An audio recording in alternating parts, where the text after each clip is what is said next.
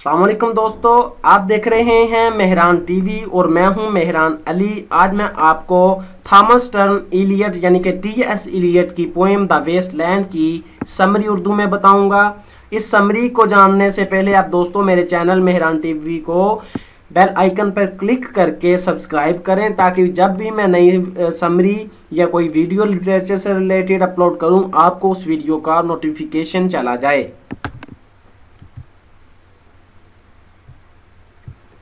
दोस्तों ये जो पोएम है द वेस्टलैंड, ये 5 सेक्शन में जो डिवाइडेड की गई है। इसका जब पहला सेक्शन है वो है the burial of the dead, इसका मतलब है मरे हुए को दफनाना। इस जो पोएम का इस सेक्शन का जो स्टार्ट होता है वो होता है इन 2 लाइन्स से। April is the cruellest month breeding lilac out of dead land. Poet कहता है कि जो अप्रैल है वो जालिम तरीन महीना है और इस महीने में जो लिलक है वो डेड लैंड जो जिस तरह की भी लैंड है उसमें से फूटता है। ये एक फूल का पौधा। तो वो कहता है कि जिस सोसाइटी में वो रह रहा है, ब्रिटेन सोसाइटी, वर्ल्ड वार के दौरान और उसके बाद की जो सोसाइटी है वो स्पिरिचुअली तौर पर मर चुके हैं वो लोग। उनके लिए सबसे ज़्यादा अहमियत की चीज़ फिजिकल प्लेयर्स हैं और वहाँ पर एक दूसरे के लिए हमदर्दी, एहसास, ये तमाम चीज़ें ख़त्म हो चुकी हैं और वहाँ पर कमर्शलाइजेशन आ गई है।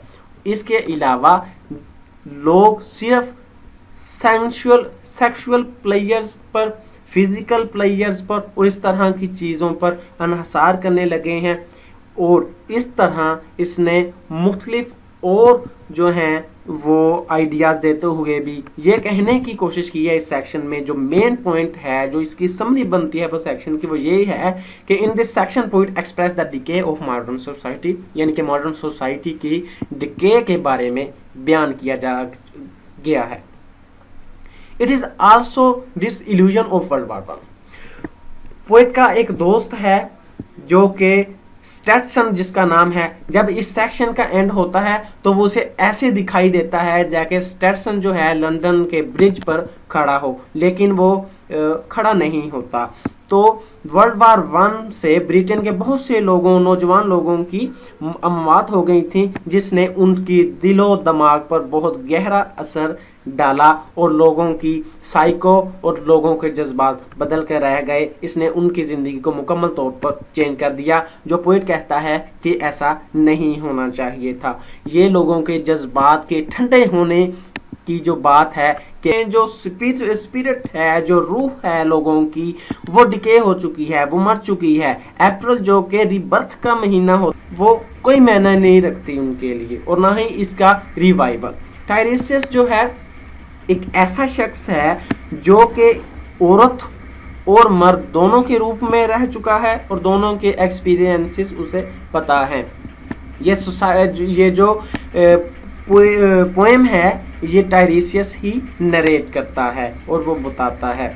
और आगे चल के थोड़ी सी ये हाईएसिंथ गर्ल का थोड़ा सा पासेज आता है जिसमें हाईएसिंथ गर्ल बताती है, वो लड़की बताती है अपने लवर को बताती है कि तुमने जब से मुझे ये हाईएसिंथ के फूल दिए हैं उस दिन से लोग मुझे जो हाईएसिंथ गर्ल कह रहे हैं। ये सेंसुअसनेस, उस सोसाइटी की सेंसुअसनेस को जाहिर करते हैं। वो कहती कि मेरा जीना मरना हर चीज़ जो है वो अब तब से तुम ही हो, जब से मैं तुम्हें नहीं मिली मैंने अपने अंदर जो है एम्प्टीनेस को पाया है। तो ये चीज़ें जो हैं वो सोसाइटी की सेंसुअसनेस को जाहिर करती हैं। फिर मैडम सोस्ट्रिस है जो कि एक किस्मत का हाल बताने वाली है, फॉर्चून टेलर है और वो कार्ड्स के ज़रिए मुख्तलिफ लोगों की किस्मत के बारे में बताती है कि उनकी किस्मत का हाल यानी कि माजी में उनके साथ क्या होगा। और इस जो पोएम के जो मेन कैरेक्टर्स हैं, फोनिशियन सेलर है या के लेडी ऑफ सेक्स है, यहाँ के बेलाडोना है, ये जो कैरेक्टर्स हैं ये वो कार्ड्स के ज़रिए कहती है ये कार्ड बेलाडोना का है, ये फोनिशियन सेलर का है। और फिर इस तरह इसका जो दूसरा सेक्शन है द गेम ऑफ चेस, इसमें ये जो इसका जो टाइटल है सेक्शन का वो मिडलटन के नावल बिवेयर वुमेन बिवेयर से लिया गया है। ये जो है वो मैरिज लाइफ को बयान करता है कि अपर सोसाइटी में और लोअर ब्रिटेन सोसाइटी में जो मैरिज लाइफ है वो कैसे गुजारी जाती है। जो अपर सोसाइटी है उसमें बेलाडोना का कैरेक्टर है, वो एक बहुत अमीर खातून है। उसका कमरा जो है वो बहुत से कीमती और तारीखी चीज़ों से सजाया गया है और वो अपना ज़्यादातर वक्त सजावट में बसर करती है और अपने आप को ज़्यादा से ज़्यादा खूबसूरत बनाने की कोशिश में रहती है ताकि ज़्यादा से ज़्यादा लोग उसकी तरफ मतवज्जो हों। लेकिन जब उसका अपना शोहर उसके कमरे में आता है तो वो बहाने करने लग जाती है कि वो उसकी तबीयत ठीक नहीं है, वो ठीक नहीं है और वो उस चीज़ के लिए रेडी नहीं है जो उसका शोहर उससे तलब करना चाहता है। जो लोअर सोसाइटी है उसकी मैरिज लाइफ को इस सेक्शन में इस तरह बयान किया गया है कि लिल जो है ये एक खातून है जिसके काफ़ी ज़्यादा बच्चे हैं और एल्बर्ट जो है वो एक सोल्जर है जो कि काफ़ी सारे बच्चों का बाप है, जो कि फिज़िकल प्लेयर्स में, सेक्सुअल प्लेयर्स में बहुत ज़्यादा इंटरेस्टेड है। काफ़ी ज़्यादा बच्चों की पैदाइश की वजह से लिल के जो है वो खूबसूरती जो है, उसका नस्वानी हुस्न जो है वो कम पड़ चुका है। उसके दांत जो हैं, एक दांत भी टूट चुका है, निकल चुका है। तो उसका शोहर जो है जब घर आता है तो वो उसकी तरफ मतवज्जो नहीं होता। वो कहता है तुम्हें दिलकशी नहीं है, उसे पैसे देता है कि तुम अपने आप को दिलकश बनाओ ताकि मैं तुम्हारी तरफ मतवज्जो हूँ, वरना मैं अपनी इस लस्ट को, इस एनिमल डिज़ायर को बाहर कहीं पूरा करूँगा। तो ये चीज़ें जो हैं वो सोसाइटी की मोरल डिके, स्पिरिचुअल डिके को जाहिर करती हैं और इंसान, उस सोसाइटी के जो इंसान हैं, जो लोग हैं, उनकी सेंसुअसनेस को और फिजिकल प्लेजर्स को जाहिर करती हैं। द फायर सरमन, ये जो टाइटल है ये बुद्धा से लिया गया है जो कि इंसान को ये दर्श देते हैं कि ये जो लस्ट है ये एक फायर है और जितना हो सके इस फायर से बचना चाहिए। थेम्स रिवर, इसमें जो मेन जिक्र है इस सेक्शन में वो थेम्स रिवर का है और ये सिंबॉलिकली है। ये जो रिवर होता है वो बहुत ज़्यादा कचरे से भरा पड़ा है और वहाँ जो अमीरों कबीर लोग होते हैं वो अयाशी के लिए जाते हैं। मिसाल के तौर पर मिस्टर यूजिनाइड्स इसमें एक कैरेक्टर है जो कि एक बिजनेसमैन है और वो अपने जो फारिग अयाम होते हैं, फारिग दिन होते हैं या वीकेंड कह लें, उस वक्त ये अयाशी के लिए वहाँ पे लड़कियों के साथ उस रिवर के किनारे जाता है और वहाँ अयाशी करता है। इसमें टायरीसियस है और वो अपने टायरीसियस का भी कैरेक्टर है। टायरीसियस नरेट करता है, जो कि नरेटर है इस पोएम का, वो नरेट करता है कि उसने किस तरह जो है वो एक आदमी के रूप में जो है ये प्लेयर्स हासिल की और औरत के रूप में प्लेयर्स हासिल की।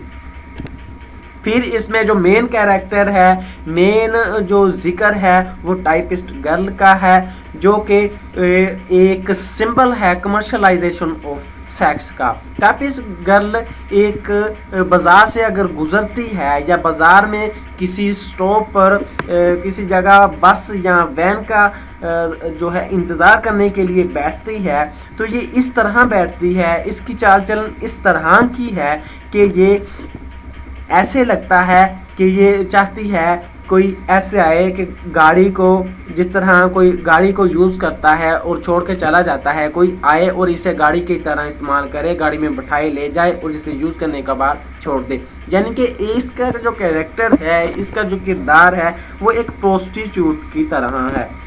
और इस सेक्शन में ये इसके तमाम अमल को, जब ये अपने घर जाती है, घर में कामकाज के बाद इसका लवर इसके पास आता है और वो अपनी सेक्सुअल डिज़ायर, फिज़िकल डिज़ायर को पूरा करते हैं और एंड पे ये भी कहती है, oh thank God it is over, यानी कि ये हो चुका, शुक्र है, खुदा का शुक्र है ये हो चुका।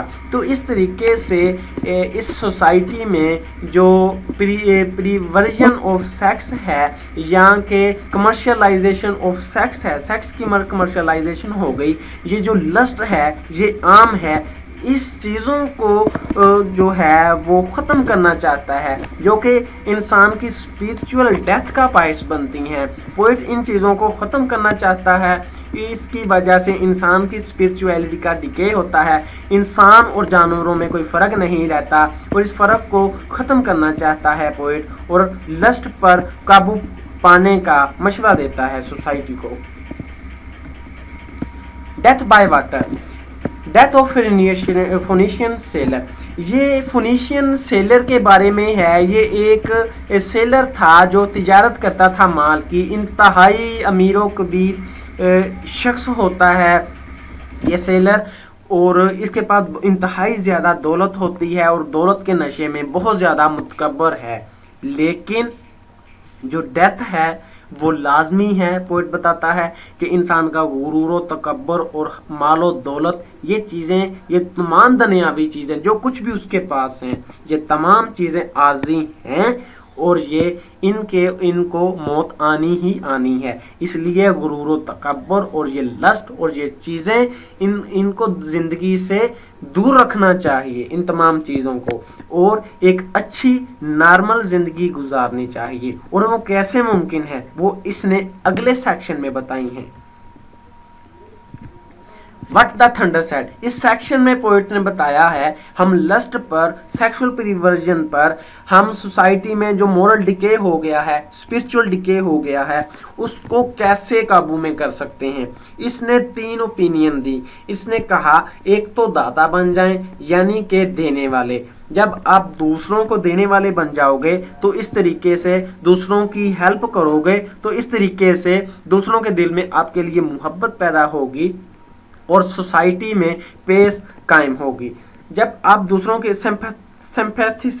सिंपैथीज जब आप हमदर्दी करोगे किसी के साथ, तो हमदर्दी करने में एक तो आपको खुशी हासिल होगी और दूसरा लोगों को भी फ़वायद हासिल होंगे, लोगों की भी हेल्प होगी, माशरे में भाईचारा कायम होगा, माशरे में अमन कायम होगा, माशरे से बुराइयों का ख़ात्मा होगा। और तीसरी और सबसे इम्पोर्टेंट चीज़ जिसकी वजह से इंसान अपनी लाइफ को पुरसकून बना सकता है, पीसफुल बना सकता है, अपनी ज़िंदगी को जन्नत बना सकता है, वो ये है कि अपने ऊपर, अपने जज्बात के ऊपर, अपने फ़ैसलों के ऊपर, अपनी सोच के ऊपर कंट्रोल। जब इंसान अपनी ज़ात के ऊपर, अपनी नफ्स के ऊपर, अपने फ़ैसलों के ऊपर जो कुछ भी करे उसके ऊपर अगर जब कंट्रोल रखता है, तो इंसान की ज़िंदगी तमाम बुराइयों से पाक हो जाती है। और अगर ये चीज़ तमाम सोसाइटी में आ जाए